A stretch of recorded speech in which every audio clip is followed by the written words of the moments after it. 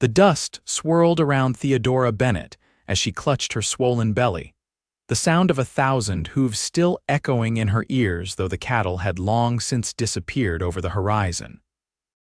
Her home, what remained of it, stood in splinters behind her, the small ranch house she and her husband had built with their own hands, now nothing more than broken timber and shattered dreams in the harsh Texas landscape of 1875. "Ethan." She called out, her voice hoarse from screaming his name for the past hour. Her husband had rushed out to try to divert the stampeding cattle away from their home when the herd, spooked by a sudden thunderclap, changed direction and headed straight toward their small ranch outside St. Joe, Texas. Now there was no sign of him, and Theodora feared the worst. Pain gripped her lower back, radiating around to her abdomen. The baby wasn't due for another week, but the shock of what had happened seemed to have stirred the little one into action. Theodora gasped, doubling over as another contraction seized her. "Not now," she whispered, tears streaming down her dirt-streaked face. "Please, not now," but her body paid no heed to her pleas. As the sun began to set on the destroyed ranch, Theodora realized she would have to bring her child into this world alone, with no home, no husband, and no help for miles around. She stumbled toward the one structure still partially standing, the small lean-to where they kept tools. It would provide minimal shelter, but it was better than nothing. Gathering what blankets and supplies she could salvage from the wreckage, she created a makeshift bed and prepared for the long night ahead. Hours later, as the stars shone brightly overhead, illuminating the devastation around her, Theodora's cries mingled with the wail of a newborn. A beautiful baby girl had entered the world, oblivious to the tragedy surrounding her birth. "Hello, little Sarah," Theodora whispered, cradling the infant to her chest. "Your papa would have loved you so much." Fresh tears fell as she thought of Ethan, still missing and almost certainly trampled beneath the hooves of the cattle he'd spent years raising. Morning brought no relief, only the stark reality of her situation. With a newborn child, no shelter, little food, and no husband, Theodora knew she couldn't stay. She needed to get to St. Joe proper, where she might find help from the townspeople. Wrapping Sarah tightly against her chest, Theodora gathered what meager supplies she could carry and began the long walk toward town, her body still weak from childbirth, her heart heavy with grief. She had only made it a mile when exhaustion overcame her. Collapsing beneath the shade of a lone oak tree, Theodora closed her eyes just for a moment to gather her strength. Sarah slept peacefully against her chest, unaware of their dire circumstances. It was the sound of approaching hoofbeats that roused her. Disoriented and frightened, Theodora struggled to her feet, clutching her baby protectively. A rider approached from the direction of town, the silhouette growing larger as he drew closer. "Madam, are you all right?" the deep voice called out before the man had fully reached her. Squinting against the sun, Theodora could make out a tall, broad-shouldered figure atop a chestnut stallion. As he came closer, she saw a handsome face partially hidden beneath a wide-brimmed hat, concern evident in his blue eyes. I'm not sure," she admitted, swaying slightly. "My ranch." There was a stampede. Her voice broke as the events of the past day overwhelmed her.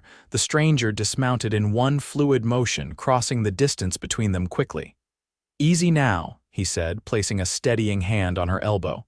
"I'm Elijah Adams. I heard about the stampede in town. I've been riding out to check for survivors." "My husband," Theodora said, hope briefly flaring. "Ethan Bennett. Have you found him?" Elijah's expression softened with sympathy. "I'm sorry, madam. We found a man's body near the north pasture. From the description, I believe it was your husband." The world seemed to tilt beneath Theodora's feet. Though she had suspected the worst, having it confirmed made the loss unbearably real. She might have fallen had Elijah not caught her, his strong arms supporting both her and the baby. "You need medical attention," he said, his eyes taking in her exhausted state and the newborn. "Is this your child?" Theodora nodded, unable to speak through her tears. "When? Last night," she managed. "After the stampede." Elijah's expression registered shock, then deep concern. "Madam, you shouldn't be walking. Let me take you to town. Dr. Wilson can see to you both." Too weak to protest, Theodora allowed Elijah to help her onto his horse. He mounted behind her, one arm secure around her waist to keep her steady, the other holding the reins. Sarah remained nestled between them, still sleeping peacefully. "You're safe with me," Elijah murmured as they set off toward St. Joe. "Both of you." Something in his tone, a gentleness that belied his rugged appearance, made Theodora believe him, despite having just met. In the midst of unimaginable loss, she found a small measure of comfort in the arms of this stranger. St. Joe came into view an hour later, a small but bustling town that served as a supply point for the surrounding ranches. Elijah guided his horse directly to the doctor's modest home on the edge of town, calling out as they arrived. Dr. Wilson, a kind-faced man in his 50s, emerged quickly, taking in the situation at a glance. "Bring her inside," he instructed, holding the door open as Elijah carried Theodora, who still clutched Sarah tightly. The next few hours passed in a blur for Theodora. The doctor examined both her and the baby, pronouncing Sarah perfectly healthy despite her dramatic entrance into the world.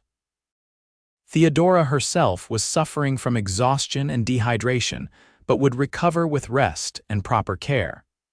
"She can't stay here," Dr. Wilson told Elijah privately, though Theodora could hear their conversation from the adjoining room. "I've no space for long-term patients and with a newborn." "I understand," Elijah replied. "What about the widow Peterson's boarding house, full up with the cattle buyers in town," the doctor said, "and I doubt she'd welcome a crying infant anyway." There was a pause, then Elijah spoke again, his voice resolute. "She can stay at my place. I've got that spare room since my brother moved to Colorado." "That's mighty generous, Elijah, but a single man taking in a young widow and her child, tongues will wag." "Let them," Elijah said firmly. "I've got the space and she needs help. It's the Christian thing to do." Theodora felt a rush of gratitude mingled with apprehension. She knew the doctor was right, her reputation could suffer if she accepted. But with no family, no home, and a newborn to care for, what choice did she have?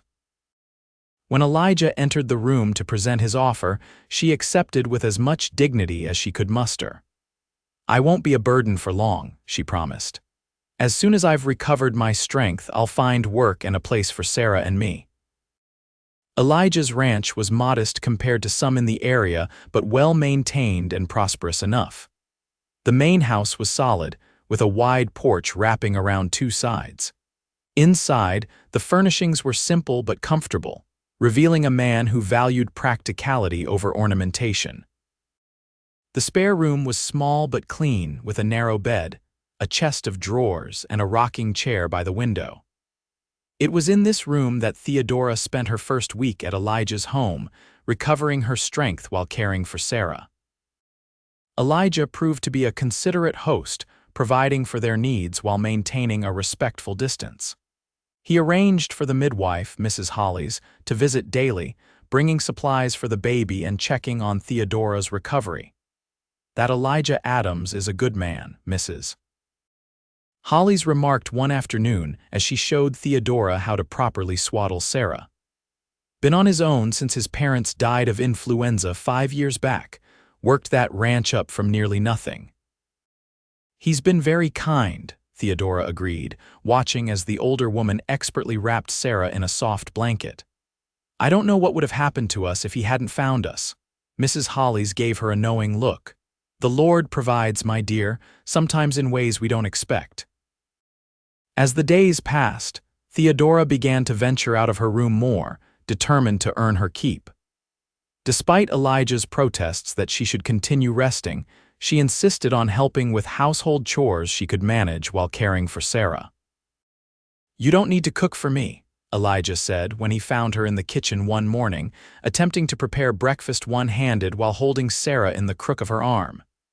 "It's the least I can do," Theodora replied. "You've opened your home to us. I won't be idle when I'm perfectly capable of contributing." A smile touched Elijah's lips, revealing a dimple in his right cheek that Theodora hadn't noticed before. "Stubborn woman," he said, but there was admiration in his tone. They fell into a routine of sorts. Elijah would rise before dawn to tend to the ranch work, returning for meals that Theodora prepared. In the evenings, they would sit on the porch, Theodora rocking Sarah while Elijah smoked his pipe, both of them watching as the Texas sky transformed into a canvas of brilliant colors. They talked during these quiet moments, learning about each other in gradual increments. Theodora shared stories of her childhood in Missouri, where her father had been a schoolteacher. She spoke of meeting Ethan when she was 18, how they had married within months and headed west to start their own ranch. "He was a good man," she said softly one evening, gazing down at Sarah, who had her father's dark hair and strong chin. "He worked so hard to build something for us." Elijah listened attentively, offering quiet sympathy without the platitudes that so many others had tried to comfort her with. When he spoke of his own life, his voice carried the same measured thoughtfulness that characterized everything he did. He told her of growing up on this very ranch, the youngest of 3 brothers. One had died in the war fighting for the Confederacy. The other had moved to Colorado after a disagreement over the ranch's direction. "Thomas wanted to sell after our parents died," Elijah explained. "I couldn't bear the thought. This land has been in our family since my grandfather's time." His dedication to his heritage resonated with Theodora, who had shared Ethan's dream of building something that would last, something they could pass on to their children. 2 weeks after moving into Elijah's home, Theodora finally felt strong enough to visit what remained of her ranch. Elijah insisted on accompanying her, arranging for Mrs. Hollies to watch Sarah for the afternoon. The ride was short but emotional for Theodora. Each familiar landmark they passed brought memories flooding back the stream where she and Ethan had picnicked during their first spring. The stand of cottonwoods where they'd planned to build a larger home once the ranch was established. When they reached what had been the Bennett Ranch, Theodora was unprepared for the wave of grief that overcame her. The destruction looked even worse than she remembered. Nothing remained of the house but splintered wood and scattered personal belongings. Dismounting, she walked among the ruins, picking up items that had survived a cast-iron skillet, a tarnished silver hairbrush that had been her mother's, a water-damaged Bible. Each object represented a piece of the life that had been ripped away from her. Elijah stood back, allowing her this time to mourn, but his presence provided silent support. When she finally turned to him, tears streaming down her face, he stepped forward. "I want to show you something," he said gently. He led her to a small rise overlooking the property, where a crude wooden cross marked a freshly dug grave. "Some of the men from town and I came out here the day after I found you," Elijah explained. "We recovered your husband's body and gave him a proper burial, I thought. I thought you might want him here on the land he loved." Theodora stared at the grave, overwhelmed by this act of kindness from a man who had never even met her husband. "Thank you," she whispered, reaching out to touch the cross. This would have meant everything to him. They stood in silence for a long moment, the Texas wind whistling through the grass around them. Then Elijah spoke again, his voice hesitant. "There's something else I want to discuss with you. The land here, your land, it's still good grazing territory, despite the damage to the buildings." Theodora looked at him questioningly. "I'd like to make you an offer," he continued. "Not to buy it, but to incorporate it into my operation. We could run cattle here under a partnership agreement. You'd retain ownership, receive a percentage of the profits, and have a steady income for you and Sarah." The proposal was unexpected, and Theodora needed time to process it. "Why would you do this? You hardly know me." Elijah's blue eyes met hers directly. "I believe in helping neighbors, and I respect what you and your husband were trying to build here. It's good land that shouldn't go to waste." He paused. "And I've seen your strength these past weeks, Theodora. You deserve a chance to make a life for yourself and your daughter." On the ride back to Elijah's ranch, Theodora considered his offer. It was generous, far more so than she could have hoped for. Without his help, she would likely have to sell the land at a fraction of its worth just to survive. "I'll accept your partnership proposal," she told him as they approached his property. "On one condition." "Name it," he said. "Teach me the cattle business. I don't want to be a silent partner relying on your charity. I want to learn to contribute." A slow smile spread across Elijah's face. "Most men wouldn't consider that appropriate for a woman." "Are you most men?" she challenged. He chuckled, shaking his head. "I reckon I'm not." "Very well, Mrs. Bennett, you have yourself a deal." That evening, after retrieving Sarah from Mrs. Holly's and putting her to bed, Theodora found Elijah at his desk, surrounded by ledgers and papers. He looked up as she entered, offering a tired smile. "Is the baby asleep?" he asked. Theodora nodded, taking a seat across from him. "May I see those?" she asked, indicating the ledgers. "If I'm to learn the business, I should start understanding the financial aspects." Elijah regarded her with surprise, then approval. He pushed a leather-bound book toward her.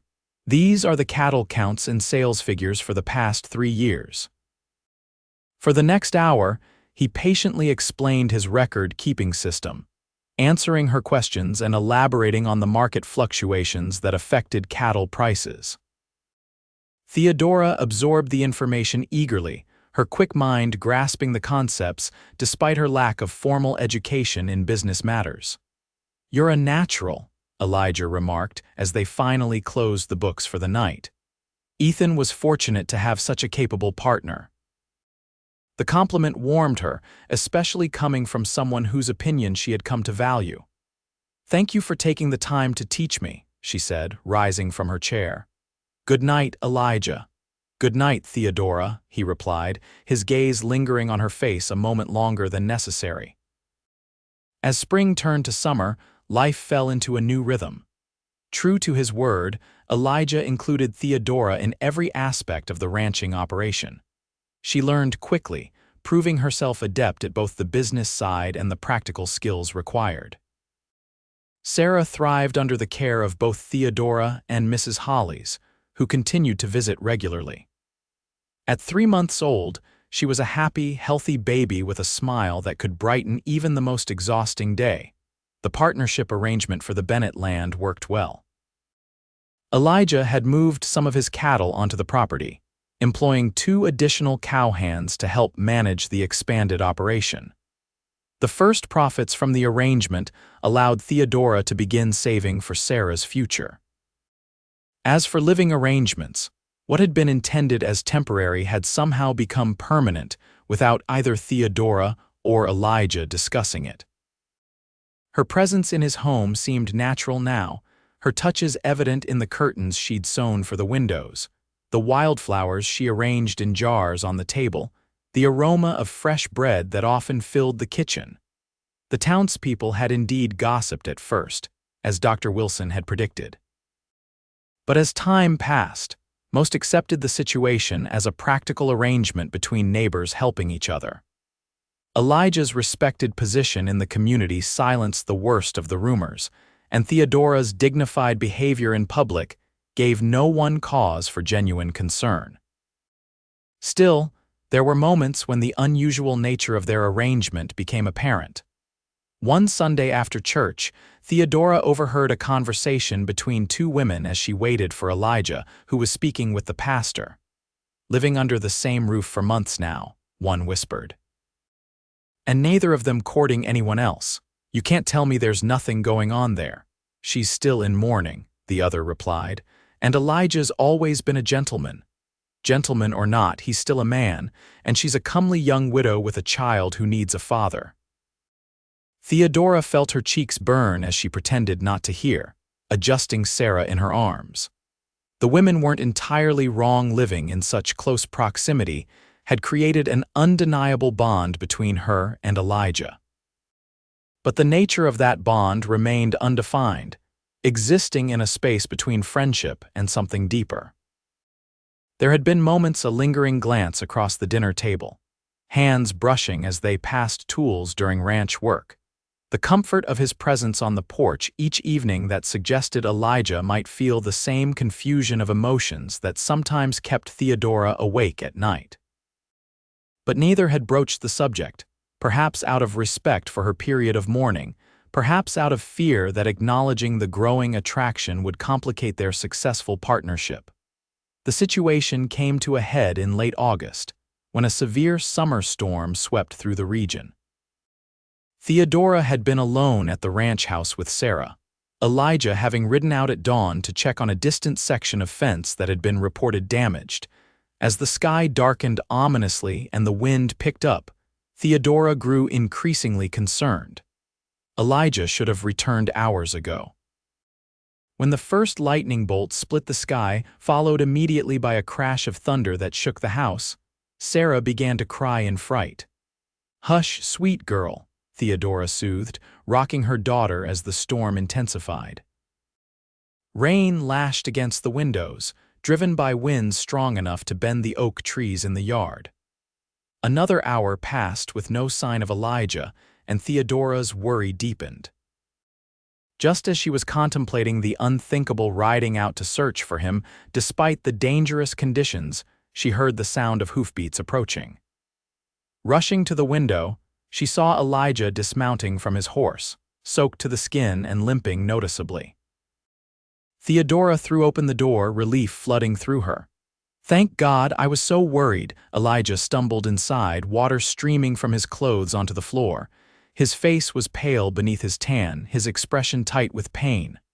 "What happened?" Theodora asked, guiding him to a chair. "Horse spooked during a lightning strike," he explained through gritted teeth. "Threw me into a gully, think I've broken my ankle." Working quickly, Theodora settled Sarah in her cradle, then helped Elijah remove his sodden boot. His ankle was indeed swollen and discolored, though whether broken or merely badly sprained, she couldn't tell. "We need to get you to Dr. Wilson," she said, examining the injury. Elijah shook his head. "Not in this storm, it'll have to wait until morning." Theodora didn't argue, knowing he was right. Instead, she gathered supplies to treat him as best she could: clean cloths, cool water, whiskey for both disinfection and pain relief.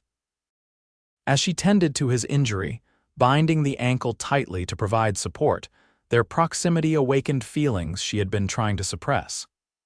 His skin was warm beneath her fingers despite his drenched state, his breathing steady but quickened by pain or perhaps by her touch.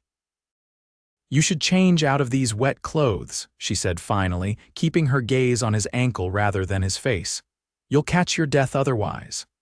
"I might need help," Elijah admitted reluctantly. "Can't put weight on this foot." Theodora swallowed hard, nodding. "Of course."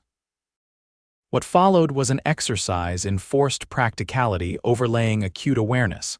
She helped him to his room, supporting him as he hopped on his good foot. Once there, she assisted him in removing his soaked shirt, averting her eyes from his bare chest even as she handed him a dry replacement. When it came to his trousers, Theodora's composure nearly failed her. "Perhaps I should wait outside," she suggested, her voice not entirely steady. "No need," Elijah said quickly. "Just help me to the bed, I can manage the rest." Once he was seated on the edge of the bed, Theodora retreated, closing the door behind her. She leaned against the wall outside his room, her heart racing, unsure whether the heat in her face was embarrassment or something else entirely. A few minutes later, Elijah called out that he was decent. Theodora returned to find him propped against the headboard, his injured legs stretched out before him, now clad in dry clothes. "Thank you," he said simply. She busied herself arranging pillows to elevate his ankle, avoiding his gaze. "You should try to rest. I'll check on you through the night." As she turned to leave, his hand caught hers. "Theodora." The way he said her name made her pause, made her finally meet his eyes. What she saw there: tenderness, concern, and something deeper, something that mirrored her own conflicted feelings, held her in place. "I'm sorry I frightened you," he said quietly. "I should have returned sooner when I saw the storm building." "It wasn't your fault," she replied. "I'm just glad you're home safe." Home. The word hung between them, laden with meaning neither had acknowledged until now. This was her home now, not just a temporary shelter, but a place where she belonged, where she and Sarah had found not just safety but happiness. "I've been thinking," Elijah began, still holding her hand. It's been 6 months since. He paused, choosing his words carefully. Since you came here. I've grown accustomed to having you and Sarah around. Theodora's pulse quickened. We've grown accustomed to being here, she admitted. The thing is, he continued, his normally confident voice uncertain, I'm not sure I remember what it was like before you arrived. Or rather, I remember it was a good deal lonelier. A small smile curved Theodora's lips. Are you saying you enjoy our company, Mr. Adams? I'm saying I can't imagine this place without you now, he replied, his blue eyes serious. Either of you. The admission hung in the air between them, neither quite ready to take the next step, but both aware that something had shifted, that they stood on the edge of a new beginning. The moment was broken by Sarah's cry from the other room. Theodora gently withdrew her hand from Elijah's. I should check on her, she said softly. Try to rest. I'll look in on you later. As she tended to her daughter, Theodora's mind raced with the implications of Elijah's words. Was he suggesting what she thought? And if so, was she ready to open her heart again, to risk the pain of loss that still visited her in quiet moments? Yet even as these questions tumbled through her mind, she knew the answer. Somewhere along the way, without her noticing, Elijah Adams had become essential to her happiness, to her sense of home and belonging. The realization both frightened and exhilarated her. Morning brought clearer skies and a visit from Dr. Wilson, who confirmed that Elijah's ankle was indeed broken, though cleanly. You did a fine job with the binding, Mrs. Bennett, the doctor remarked as he reapplied a more professional splint. Keep him off it for at least 3 weeks and he should heal nicely. The doctor's prescription created a new dynamic in the household. Now it was Theodora's turn to care for Elijah, bringing him meals, helping him move about when necessary, and taking on additional ranch responsibilities with the aid of the hired hands. Elijah proved to be a restless patient, unaccustomed to inactivity. By the 3rd day, he was attempting to work from his bedroom, sending notes to the cowhands and reviewing the accounts with Theodora. You'll undo all, Doctor. Wilson's good work if you don't rest, she scolded gently, removing the ledgers from his lap one afternoon. The ranch won't fall apart in your absence. It's not the ranch I'm worried about, he admitted. It's you. You're taking on too much between Sarah, the household, and now the ranch work. Theodora sat on the edge of his bed, touched by his concern. I'm stronger than I look, Elijah. And I'm not alone. The hands have been very helpful, especially young Tom. He checks in every morning for instructions. Still, it's a heavy burden. One I'm happy to bear, she assured him. After all you've done for Sarah and me, it's the least I can do. Elijah's expression grew serious. Is that all this is to you? Repaying a debt? The question caught Theodora off guard. No, she said after a moment. No, it's much more than that. What then? He pressed, his gaze intent on her face. Theodora took a deep breath, summoning courage. It's caring for someone who matters to me, someone who has become. She faltered, searching for the right words. Important, Elijah suggested, his voice gentle. Essential, she corrected, meeting his eyes at last. The word hung between them, weighted with all the unspoken feelings of the past months. Elijah reached for her hand, his calloused fingers entwining with hers. Theodora, he began, then paused, choosing his words carefully. I know it's been only 6 months since Ethan's passing. I understand if you're not ready, if you need more time, but I can't keep pretending that my feelings for you are simply those of a friend or business partner. Her heart raced at his confession, though part of her had felt the same unspoken truth growing between them. I loved Ethan, she said quietly. A part of me always will. He gave me Sarah, and the memories we shared are precious to me. Elijah nodded, his expression somber. I would never ask you to forget him. But, she continued, tightening her grip on his hand, I've learned that the heart has a remarkable capacity for love, that new feelings don't diminish what came before. Hope kindled in Elijah's blue eyes. Are you saying? I'm saying that I care for you, Elijah, deeply, in a way I didn't expect to feel again. The joy that transformed his face was like sunrise breaking over the Texas plains. Slowly, giving her every chance to pull away, he leaned forward. Theodora met him halfway, their lips coming together in a kiss that was gentle yet filled with promise. When they parted, Theodora's cheeks were flushed, her heart full. "We should take things slowly," she suggested, though her body hummed with awareness of him. "For Sarah's sake, for propriety." Elijah nodded, though reluctance showed in his eyes. "I can be patient," he agreed. "But know this, Theodora Bennett, I intend to court you properly, broken ankle or no, and when the time is right, I hope to make you my wife." The declaration, so straightforward and honest, brought tears to Theodora's eyes. "I would like that," she whispered. "Very much." The weeks that followed were a time of healing, both for Elijah's ankle and for Theodora's heart. True to his word, Elijah courted her with a gentle persistence that respected her past, while building a foundation for their future. Despite being confined to the house or porch, he found ways to express his affection, reading to her in the evenings, teaching her to play chess, surprising her with small gifts like a hairpin he'd ordered from the mercantile or wildflower seeds for her to plant near the house. For her part, Theodora allowed herself to fully embrace the feelings she'd been guarding.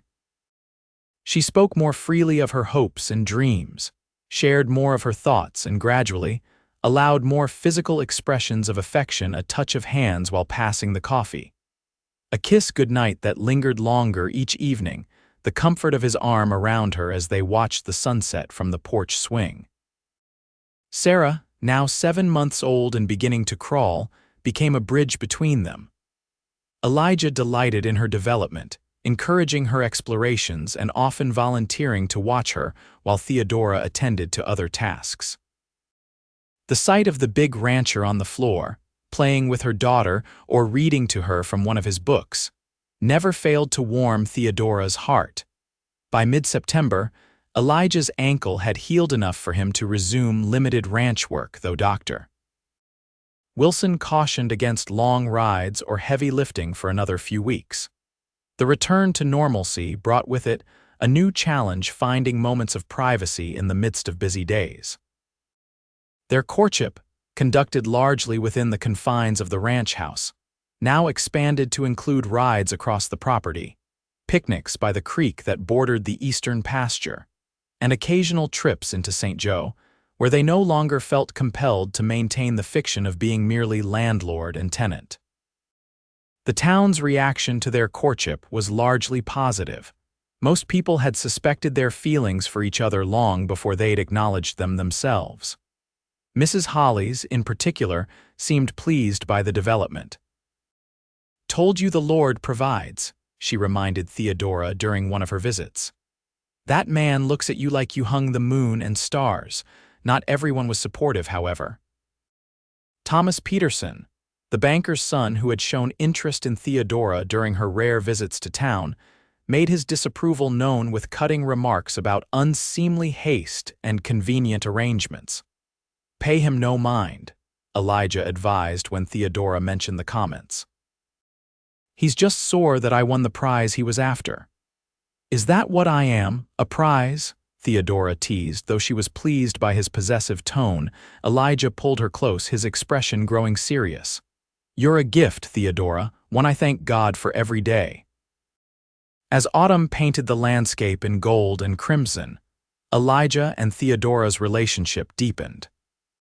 They spoke more openly of the future, making plans that included not just the next season's cattle operations, but their life together, expanding the house to accommodate their growing family, setting aside funds for Sarah's education, perhaps even adding to their family someday. The subject of marriage, while understood as their eventual destination, remained unspecified in timing. Theodora appreciated Elijah's patience, his understanding that despite her feelings for him, she still needed to honor the traditional year of mourning for Ethan. That changed on a crisp October evening when Elijah suggested a ride to check on the cattle in the north pasture. Theodora readily agreed, arranging for Mrs. Hollies to watch Sarah for a few hours. The afternoon was perfect, clear skies, the temperature cool but comfortable, the landscape transformed by autumn colors. They rode at an easy pace, side by side, occasionally pointing out wildlife or discussing plans for the approaching winter. When they reached the high ridge that overlooked both their properties, the Adams Ranch to the west, the former Bennett land to the east, Elijah suggested they stop to rest the horses. "It's beautiful from up here," Theodora remarked, dismounting and walking to the edge of the ridge. "You can see everything." Elijah joined her, his arms slipping naturally around her waist. "This has always been my favorite spot on the ranch. My father used to bring me here when I was a boy. He'd say, 'Remember this view, son. This land is your heritage, your responsibility.'" Theodora leaned into him, understanding the sentiment. "He would be proud of what you've built here." "I hope so," Elijah said, his voice thoughtful. "But lately, I've been thinking there's more to legacy than land and cattle." "Oh," Theodora looked up at him, curious about his pensive mood. "Family," he explained. "The people you love who carry your values and memories forward." He turned to face her fully. "That's why I brought you here today, Theodora." Before she realized what was happening, Elijah had taken both her hands in his and dropped to one knee before her. Her heart began to race as understanding dawned. "Theodora Bennett," he said, his voice steady despite the emotion evident in his eyes. "I know we agreed to wait, and if you need more time, I'll respect that. But I can't imagine my life without you and Sarah in it. You've brought light and purpose to my days, love where there was loneliness. Will you do me the honor of becoming my wife?" Tears welled in Theodora's eyes, but they were tears of joy. In that moment, she felt Ethan's presence not as a reproach, but as a blessing. He would have wanted her to be happy, to provide Sarah with a loving father. "Yes," she whispered, then more firmly, "Yes, Elijah, I will marry you." The smile that broke across his face was like sunshine. He rose, gathering her into his arms for a kiss that expressed all the love and promise contained in their commitment to each other. When they finally parted, Elijah reached into his pocket and produced a small velvet pouch. "I've been carrying this for weeks, waiting for the right moment," he admitted, opening it to reveal a gold ring with a small but brilliant diamond at its center. "It was my mother's." As he slipped the ring onto her finger, Theodora felt a sense of rightness, of coming home in a way that transcended physical location. "It's beautiful," she said, admiring how the stone caught the late afternoon light. "I'll treasure it always." They lingered on the ridge until the sun began to set, making preliminary plans for their wedding. Both agreed on a small ceremony in December, after the fall cattle drive, but before the worst of winter weather. The timing would allow Theodora to complete her year of mourning while still giving them the chance to begin the new year as husband and wife. The ride back to the ranch was filled with a shared joy that needed few words. As they approached the house, Theodora spotted Mrs. Holly's on the porch with Sarah, who was practicing her newfound skill of standing while holding onto the railing. At the sight of her mother, Sarah let out a delighted squeal, bouncing excitedly.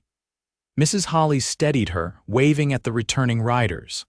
"Look at her," Theodora said proudly. "She'll be walking before we know it." Elijah beamed at the baby, then turned to Theodora with a tender expression. "Shall we tell them our news, Mrs.?" Holly's reaction to their engagement was everything they could have hoped for: genuine delight and immediate offers to help with wedding preparations. Sarah, unaware of the significance of the moment, was content to be passed between the adults, babbling happily. "Have you set a date, Mrs.?" Holly's asked, already mentally planning, Theodora suspected. "December 15th, Elijah answered. "Small and simple, just family and close friends." "That gives us just enough time," the older woman mused. "We'll need to order fabric for your dress, Theodora, and plan the menu." "Perhaps Pastor Davis could—" "Mrs. Holly's," Elijah interrupted gently. "Perhaps we could discuss the details tomorrow. It's been a long day and I'd like some time with my fiancé." The word fiancé sent a thrill through Theodora, making the engagement suddenly more real. Mrs. Holly's, understanding the couple's desire for privacy, took her leave, promising to return the next day with ideas and suggestions. Once alone, Elijah drew Theodora into his arms. Sarah settled comfortably between them. "How does it feel?" he asked, "being engaged?" "Wonderful," Theodora replied honestly, "like the beginning of something beautiful." Elijah kissed her forehead, then Sarah's. "It is the beginning," he agreed, "the beginning of our family, yours, mine, and ours." News of their engagement spread quickly through St. Joe and the surrounding ranches. Most reactions were positive congratulations, well wishes, and the inevitable offers of assistance with wedding preparations. Theodora found herself busier than ever in the weeks that followed, balancing ranch work, caring for Sarah, and planning the wedding. Mrs. Hollies proved invaluable, taking charge of many details and enlisting the help of other women from town. The dress was Theodora's primary concern. She wanted something appropriate for a second marriage, but still special enough to honor the occasion. They settled on a pattern for a gown of deep ivory silk with modest lace trim, elegant but not ostentatious. "You'll be the most beautiful bride St. Joe has ever seen," Mrs. Hollies declared during a fitting session, her eyes misty as she pinned the partially completed dress. Elijah, meanwhile, threw himself into preparations of a different sort. He began renovations on the house, expanding and refurbishing the main bedroom to better accommodate a married couple, adding built-in shelves for Theodora's books, and commissioning a local carpenter to craft a proper crib for Sarah to replace the cradle she had outgrown. November brought the fall cattle drive, a busy time that temporarily put wedding preparations on hold. Elijah would be away for nearly 2 weeks, driving a portion of their herd to the railroad at Fort Worth for shipment east. The night before his departure, they sat on the porch after Sarah had been put to bed. Theodora nestled against Elijah's chest as they enjoyed the crisp autumn air. "I wish you didn't have to go," she admitted, tracing the line of his jaw with her fingertips. "The house will feel empty without you." "I'll be back before you know it," he promised, "and when I return it'll be less than a month until you're Mrs. Adams." The name sent a pleasant shiver through her. "I like the sound of that," she murmured. "Theodora Adams." Elijah tightened his arms around her. "So do I." He kissed her softly, then with increasing passion as the privacy of the evening emboldened them both. When they finally broke apart, both breathing heavily, Elijah rested his forehead against hers. "December can't come soon enough," he whispered. Theodora silently agreed, her body humming with desire that would have to wait for the sanctity of marriage. The 2 weeks of Elijah's absence felt interminable, despite Theodora's busy schedule. Sarah chose this time to take her first tentative steps, a milestone that brought joy tinged with sadness that Elijah wasn't there to witness it. Theodora documented everything in letters she wrote to him each evening, describing Sarah's accomplishments, the progress on wedding preparations, and her own growing anticipation for their life together. Whether these letters would reach him on the trail was uncertain, but the act of writing them helped bridge the distance between them. The ranch hands checked in regularly, following Elijah's instructions to ensure Theodora had everything she needed. Young Tom, in particular, proved reliable, stopping by each morning for her instructions and reporting on the condition of the cattle and fences.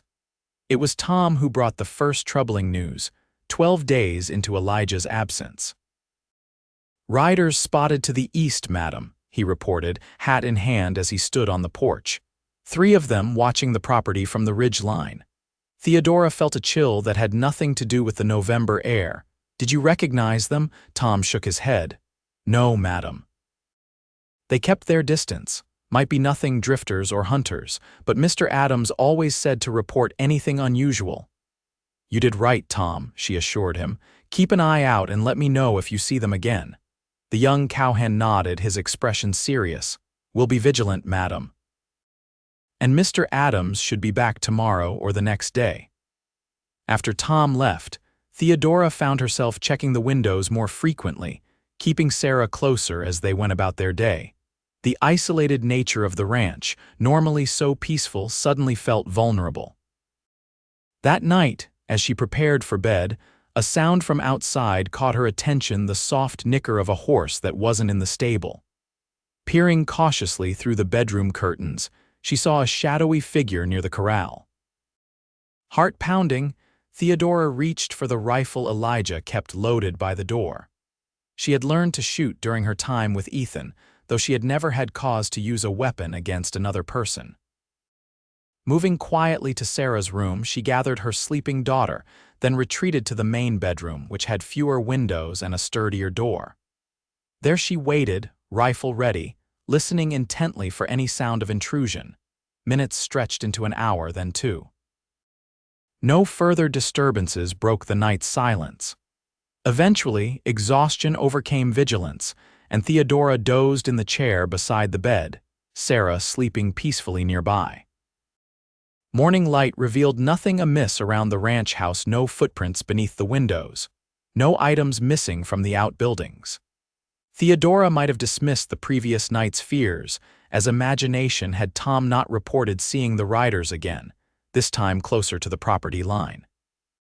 "I sent Joey to town to wire Mr. Adams," Tom told her. "Thought he should know." "Thank you, Tom," Theodora said, grateful for the young man's initiative. "Have the men stay close to the house today, if possible." The day passed tensely, each distant sound causing Theodora to start. By afternoon, her nerves were frayed, and even Sarah seemed to sense her anxiety, becoming fussy and difficult to console. As twilight approached, Theodora was in the kitchen preparing a simple supper when she heard hoofbeats approaching at speed. Grabbing Sarah, she reached again for the rifle, only to set it aside moments later when she recognized Elijah's voice calling her name. Relief flooded through her as she rushed to the door. Elijah dismounted in a fluid motion, crossing the distance between them in long strides. His face was lined with dust from the trail, his expression a mixture of concern and relief as he gathered both her and Sarah into his arms. "Are you all right?" he asked urgently. "Both of you?"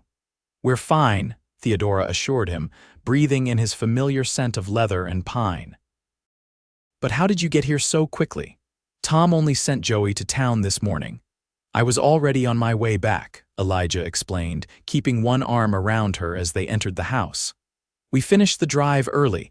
I was about a day out when I met Joey on the road."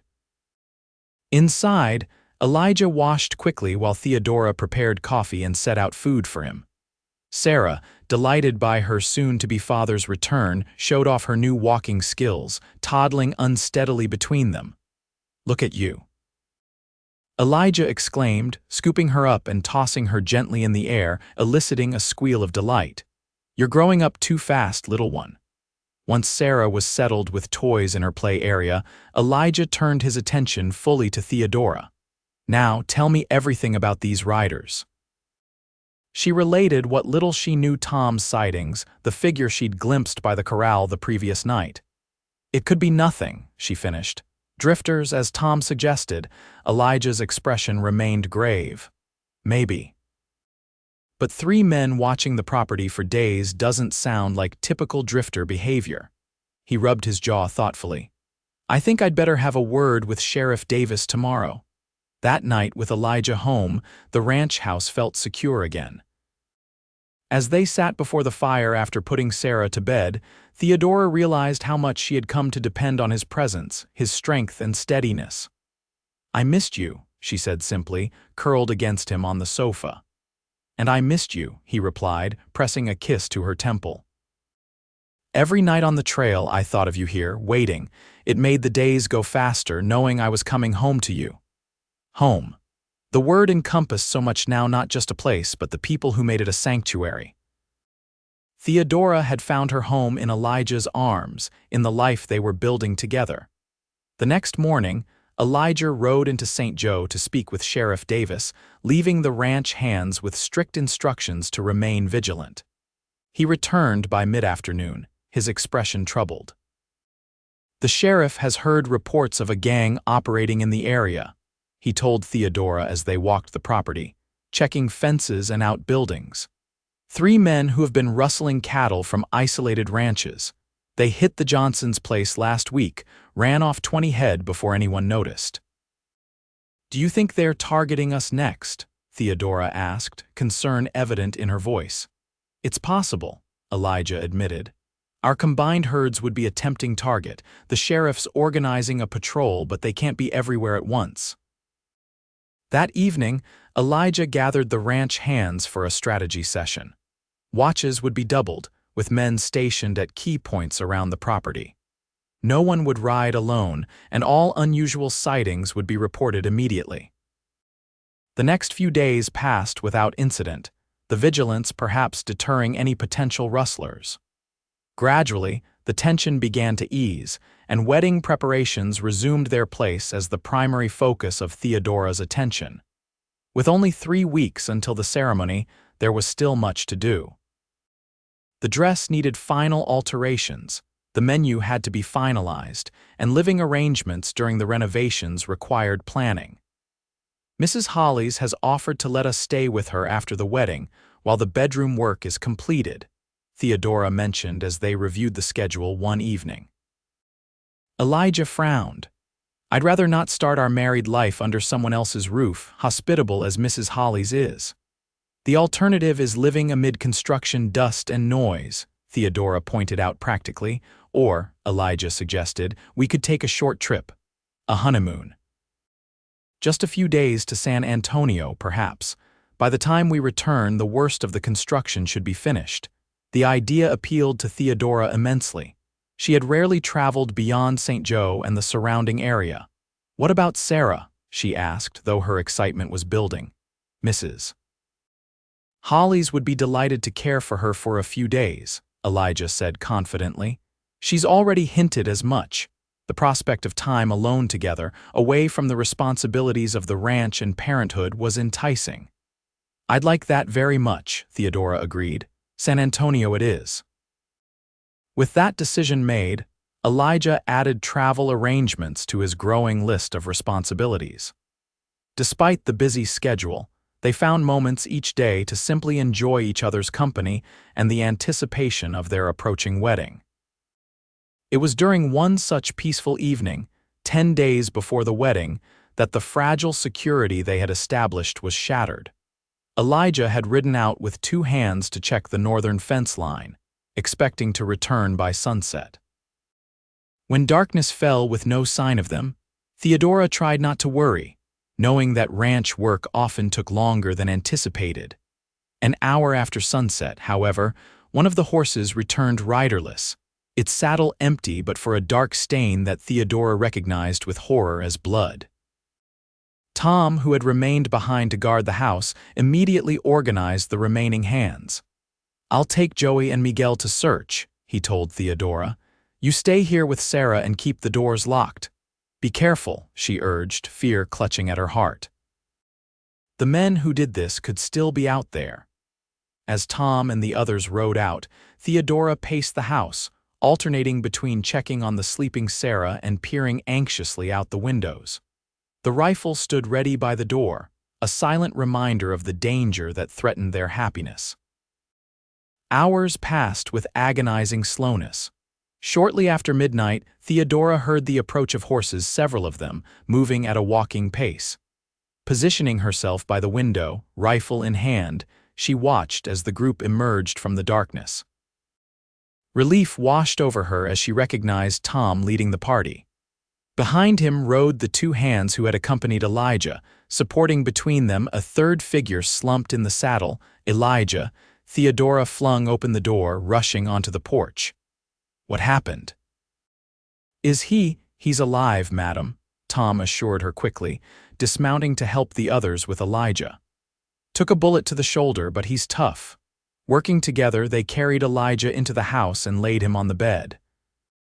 His face was pale, his shirt soaked with blood, but his eyes opened at the sound of Theodora's voice. Theo, he murmured, using the nickname he'd adopted in recent weeks. You're safe. Don't talk, she instructed, already gathering supplies to treat his wound. Save your strength. As she cut away his bloodied shirt, Tom explained what they had found. Ambush at the North Ridge. The rustlers, most likely.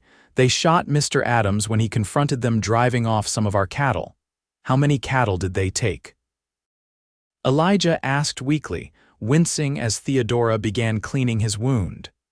About 15 head, Tom replied. Could have been worse. Your shots drove off 2 of them before they could round up more. You should have let them have the damn cattle, Theodora said fiercely, fighting back tears as she worked. They're not worth your life. Elijah managed a faint smile. Can't let rustlers think the Adams Ranch is an easy target. His expression grew serious. But they'll be back, Theo. This was just a test. The bullet had passed through Elijah's shoulder, sparing vital organs but leaving a significant wound that would require time to heal. After cleaning and bandaging the injury, Theodora sent Tom to fetch Dr. Wilson, unwilling to trust her basic medical skills for something so serious. The doctor arrived shortly before dawn, confirming Theodora's assessment that the wound, while serious, wasn't life-threatening.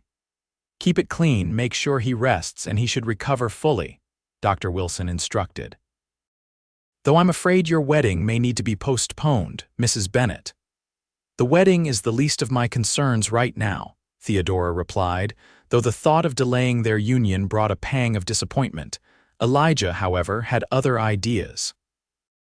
Once the doctor had left and they were alone, he reached for Theodora's hand. We're not postponing anything, he said firmly, despite his weakened state. Elijah, be reasonable, she protested. You can barely sit up, let alone stand through a wedding ceremony. 10 days is plenty of time to recover enough for a short ceremony, he insisted. I won't let those rustlers take this from us too, Theo. His determination was so typical of him, stubborn, proud, and unwavering in his commitment to her. Despite her concerns, Theodora found herself smiling. Very well, she conceded. But you will follow the doctor's orders precisely, and if, on the day, you're not well enough, we will postpone without argument. Elijah agreed to these terms, sealing the deal with a kiss that, despite his injury, conveyed all the passion and promise of their future together. The next days were a blur of activity for Theodora. Between caring for Elijah, tending to Sarah, overseeing ranch operations in Elijah's absence, and continuing wedding preparations, she barely had a moment to herself. Sheriff Davis and his deputies investigated the rustling incident, but found little evidence beyond bullet casings and hoof prints. The rustlers had vanished into the vast Texas landscape, though the sheriff promised increased patrols in the area. They probably won't risk coming back soon, he told Theodora. Not after Elijah put up such a fight. These types usually look for easier targets. Despite this reassurance, security around the ranch remained tight. The hands took turns standing guard, and no one traveled the property alone. Elijah's recovery progressed better than expected, testament to his strong constitution and Theodora's diligent care. By the time the wedding was a week away, he was able to move around the house with minimal assistance, though his left arm remained largely immobilized in a sling. See, he said triumphantly as he walked the length of the porch unassisted. I told you I'd be ready. Theodora smiled, adjusting the sling to ensure his comfort. Yes, you did, though I suspect you'd insist on going through with it even if you were at death's door. For you, Elijah's blue eyes softened as they met hers. Absolutely. The rustling incident had one unexpected consequence. It brought the community together in support of the soon-to-be married couple. Neighbors volunteered to help with ranch work. Women from town arrived bearing meals and offers of assistance with wedding preparations. And even Thomas Peterson's father, the banker, offered to delay a loan payment until Elijah was back on his feet. People care about you, Theodora observed as they sorted through the latest batch of well wishes and offers of help. Both of us. St. Joe takes care of its own, Elijah agreed. It's one of the reasons I never considered selling the ranch even when times were tough. 3 days before the wedding, Mrs. Hollies arrived for Theodora's final dress fitting. The gown was complete, and as Theodora stood before the mirror in her bedroom, she barely recognized the woman reflected there. The ivory silk complemented her fair complexion, the modest lace trim at the collar and cuffs adding elegance without ostentation. The fitted bodice gave way to a flowing skirt that moved gracefully as she turned. "Oh my," Mrs. Hollis breathed, her eyes misting. "Elijah won't know what hit him when he sees you walking down that aisle." Theodora smoothed the fabric, emotion welling up as she imagined the moment. "It's perfect," she said softly. "Thank you for all your help." Mrs. Hollis waved away the thanks. "It's been a joy, dear. After all you've been through, you deserve every happiness." That evening, as they sat on the porch watching the sunset, a daily ritual that had become precious to them, both Elijah presented Theodora with a small package. "A wedding gift," he explained as she unwrapped the carefully tied parcel. "Though I want you to have it now." Inside was a delicate gold locket on a fine chain. Theodora opened it to find a tiny daguerreotype of Sarah on one side. The other was empty. "For our next child," Elijah explained, his voice gentle, "when the time comes." Tears pricked Theodora's eyes at the thoughtfulness of the gift, at the future it represented. "It's beautiful," she whispered, immediately fastening it around her neck. "I'll treasure it always." Elijah's fingers traced the chain to where the locket rested just below her collarbone. "I want you to know how much you both mean to me," he said seriously. "You and Sarah. You're my family now, Theo. Everything I do for you." The sincerity in his voice, the depth of feeling in his eyes, moved Theodora profoundly. "And we love you," she replied, reaching up to touch his face. "So much." Their kiss was tender, a physical expression of the bond that had grown between them, a bond forged through hardship and joy, through shared purpose and mutual respect, through the gradual discovery of each other's hearts. The day of the wedding dawned clear and crisp, a perfect December morning. Theodora woke early, a flutter of nervous excitement in her stomach as she realized that by sunset she would be Elijah's wife, Mrs. Hollis arrived shortly after breakfast, shooing Elijah out of the house with instructions not to return until it was time for the ceremony. "It's bad luck to see the bride before the wedding," she reminded him firmly. "I've had enough bad luck recently," Elijah grumbled good-naturedly, stealing a kiss from Theodora before allowing himself to be banished to the barn, where Tom would help him dress. The hours that followed were a whirlwind of activity. Mrs.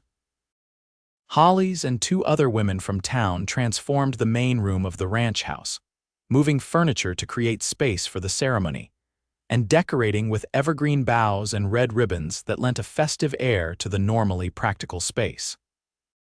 Theodora bathed in water scented with lavender, washed her hair, and allowed Mrs. Hollis to style it in an elegant arrangement topped with a small wreath of winter berries and greenery in lieu of a traditional veil.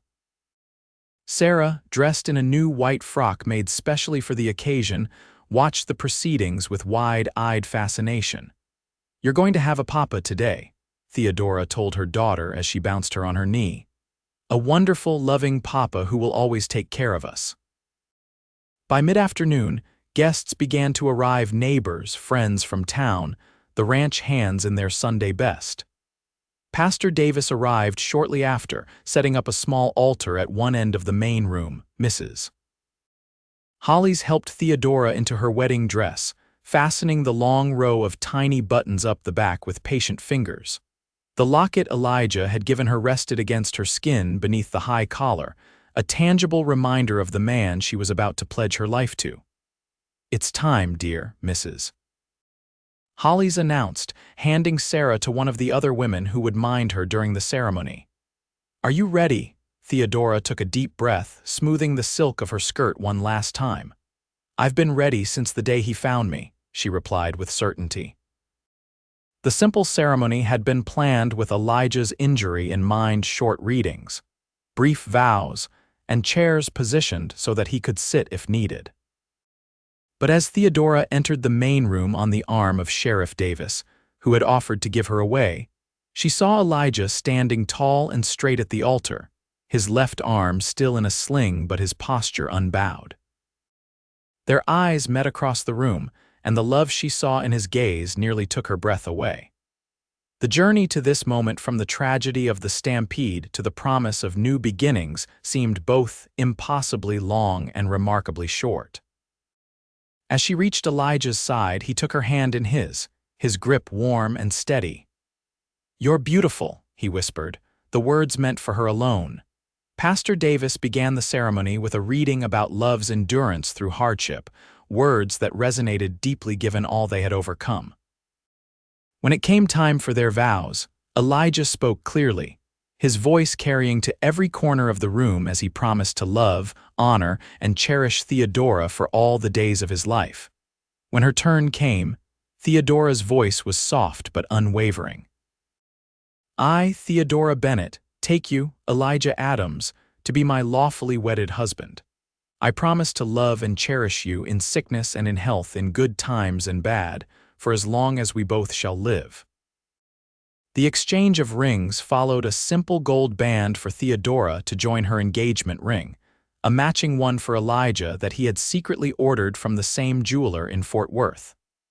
"By the power vested in me," Pastor Davis concluded, "I now pronounce you husband and wife. You may kiss your bride." Elijah didn't hesitate, drawing Theodora into a kiss that, while mindful of their audience, conveyed all the joy and promise of their union. Applause broke out among the guests, and Sarah, recognizing her mother, let out a delighted squeal from her minder's arms. The celebration that followed was modest, but joyful. Tables laden with food prepared by the women of St. Joe replaced the chairs used for the ceremony. A local fiddle player provided music, and despite his injury, Elijah insisted on one dance with his new wife, holding her close as they swayed to a gentle waltz. "Mrs. Adams," he murmured against her ear as they moved slowly around the makeshift dance floor. "How does it sound?" "Perfect," Theodora replied, happiness bubbling through her like champagne. "Absolutely perfect." As the sun began to set, casting long shadows across the yard, guests gradually departed with final congratulations and well wishes. Theodora and Elijah stood on the porch, Sarah between them, waving goodbye to the last of their friends. "Well, wife," Elijah said when they were alone at last, his arm around her waist. "We did it." "We did," Theodora agreed, leaning into his embrace. "Despite rustlers and broken bones and all manner of obstacles," Elijah chuckled, the sound rumbling pleasantly against her side. "I told you nothing would stop me from making you Mrs. Adams today." As they watched the sun sink below the horizon, painting the sky in shades of gold and crimson, Theodora reflected on the journey that had brought them to this moment. From the devastation of the stampede to the joy of their wedding day, the path had been neither straight nor easy. Yet every step, every challenge, had led them here, to a home filled with love, to a future bright with promise, to a family bound by choice as well as circumstance. "What are you thinking about?" Elijah asked, noticing her contemplative expression. Theodora smiled up at him, her heart full. "About how sometimes the worst day of your life can lead to the best." Elijah's gaze softened as he understood her meaning. "From the moment I found you under that oak tree, I knew you were special, Theo. I just didn't realize then how completely you would change my life." Sarah, growing restless between them, reached up with chubby arms. Elijah lifted her with his good arm, settling her against his chest, where she immediately began playing with the buttons on his vest. The sight of them together, this man she had come to love so deeply, and the daughter who represented both her past and her future, filled Theodora with a contentment she had never thought to feel again after losing Ethan.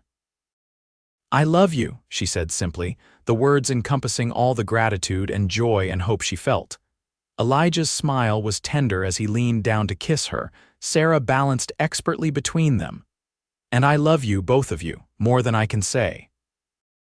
As darkness fell over the Texas landscape, the three of them, now officially a family, retreated into the warmth of their home.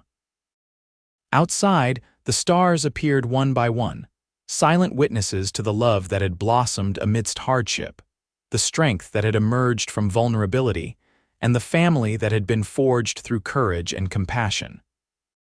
Inside, Theodora Bennett Adams moved about her new home with the confidence of a woman who had faced the worst and survived, who had opened her heart to love again, who had found safety and belonging in the arms of a man who had once been a stranger but was now her husband, her partner, her future.